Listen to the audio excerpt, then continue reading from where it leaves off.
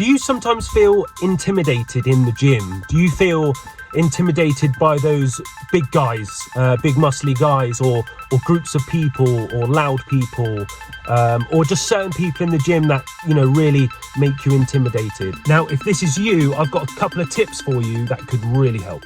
Let's get into it.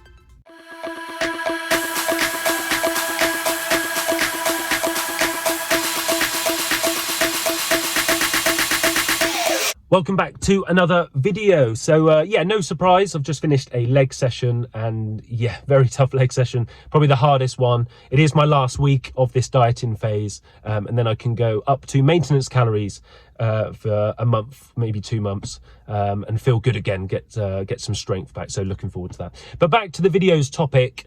Yeah, I'm just going to go over 4 points for this topic, and yeah, I think these will really help you. So number 1, I don't want you to take this the wrong way, but this is the point, and let me explain it. Okay, so number 1 is you care too much about what people think. Now, it's easier, obviously, me saying this now. I've been training in the gym since I was 16. I am 30 years old in a couple of weeks, so I've been training 14, probably actually before 16 actually, but around 14, 15 years. So I've been training. Easy for me to say that now. But as I've gone through this journey, and in life in general, and this is to do with anything really, this is to do with obviously in the gym, your fitness goals, health goals, this could be your career, this could be a journey for anything else in life, is that if you do care what people think, you will not win. You will not win the game.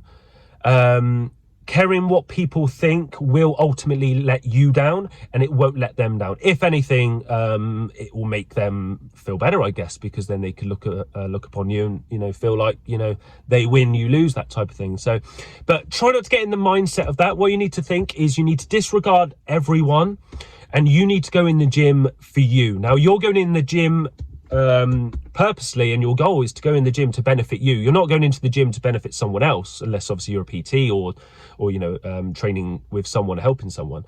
So ultimately, you need to get in the gym.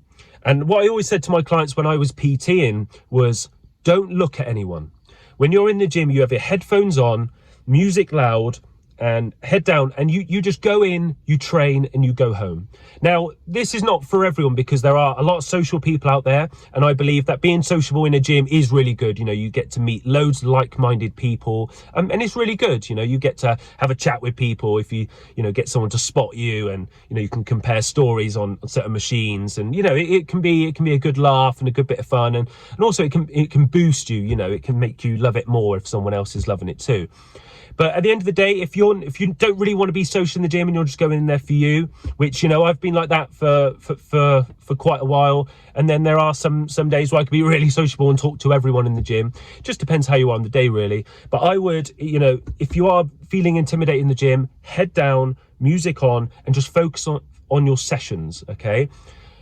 Another tip for this is don't look at anyone, because it's the power of the mind, really. As soon as you look at someone and you see, or a group of people, and you just glance over and you see them all facing you, but they're all having a laugh, you could initially interpret that as, oh, they're all laughing at me about that exercise I've done. Oh. And then all of a sudden, it's all in your head. You're thinking the worst thing, because that's what us humans do. We think of the worst to protect ourselves.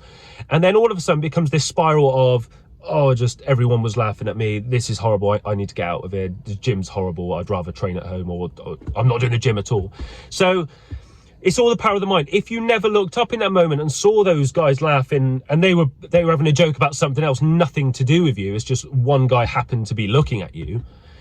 You know, if you didn't see that, you know, that thought wouldn't have crossed your mind, and you probably would have had a really good session, and then continued for another couple of weeks and really enjoyed it, and then your life totally changed from there. So that's the third point. Don't look at anyone. Head down, music in, and just train. Be there for you. If there is a couple of mates in there, obviously say hello and stuff like that, have a chat. But ultimately, if there's no one in there, you know, just head down, train, don't look at anyone, music in, podcast in, or whatever it is, and just, yeah, have a really good session. Tip number 2 is to train with family or friends. So if you can't obviously get your mind round number 1, or you find tip number one quite hard and you're not ready to be sort of focused by yourself, train with a friend or family. It's really good because it takes your mind off everything else. You're with someone, and then you can have a laugh joke and you just feel more relaxed with someone there. So this could be a friend who's already in the gym. This could be a family member who's already at the gym. If you have no friends or family that are in the gym or currently training and you feel like, oh, I don't know anyone to train with, ask someone. If you don't ask, you don't get.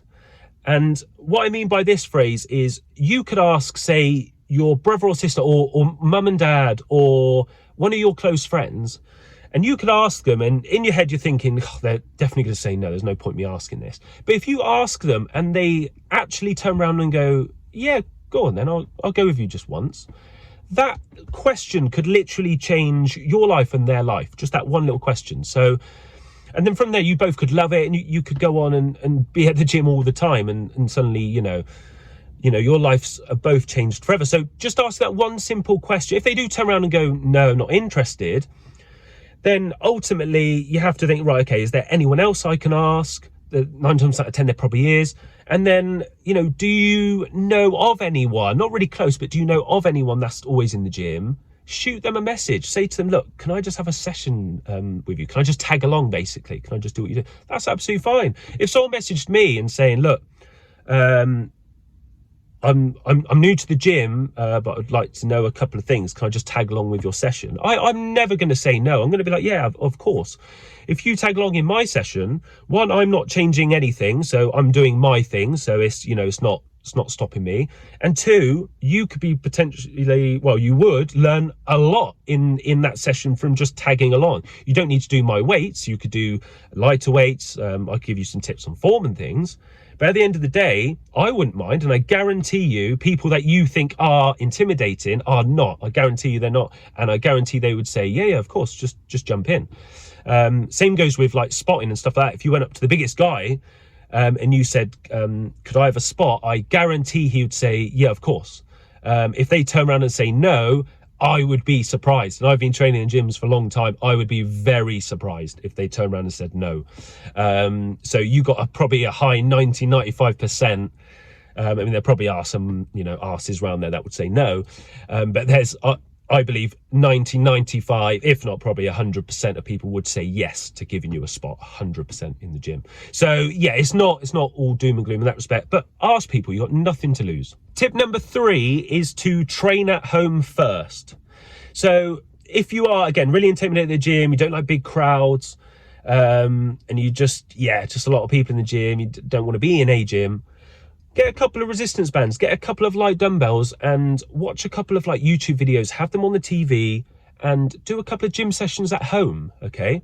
Or home workouts. So, you know, grabbing these pieces of equipment, there's loads of online workouts you can find on YouTube. And again, they're so simple, they're easy, you know, you can even do body weight ones, really light, simple dumbbell workouts, kettlebell ones. And then once you kind of done, I would say a couple of months of those consistently, probably like 1 a week, 2 a week, whatever it is, then I believe you'll be so confident to walk into a gym and be like, yeah, well, I've done this exercise for a couple of months. I know exactly what I'm doing. I'm literally doing the exact same form as the person on YouTube who's been doing this for years and years and years. And you'd feel so much more confident going in the gym and doing it. So I believe, you know, if gyms are really, whoa, I don't want to go to the gym, get a couple of pieces of equipment and start training at home first. Get used to these, the techniques of the exercises. And yeah, just go from there. And then when you're confident, take it up a level and go into a gym and do it. And the fourth and final tip, which is, I believe, the best tip, and of course I'm going to say this because I was a personal trainer, but the reward you see in clients is absolutely amazing. This is why I love what I do ultimately, is you need to get a PT. You need to invest in your health and fitness. Don't think of this as in like, oh no, I don't want to spend, you know, all this money, because that's the first thing that comes to people's mind with a PT. It's like, oh no, I don't want to spend money weekly, I can do it on my own. I believe getting that PT, you don't need a PT forever. You need to remember that. It's not, I'm signed up for a PT, I've got a PT forever now for the rest of my life. It's not like that. You can be upfront with them at the start. And I've had clients up front with me, and I've actually been happier when they've turned around to me and said, look, I only want to be with you a couple of weeks just to get my form right, and then I'm going to be on my own. As a PT, they will actually love you more, because then they know what to expect from you. And it's not like, you know, they get excited for this long-term plan for you, and then all of a sudden you go, and then the PT's like, oh, I was really excited about that.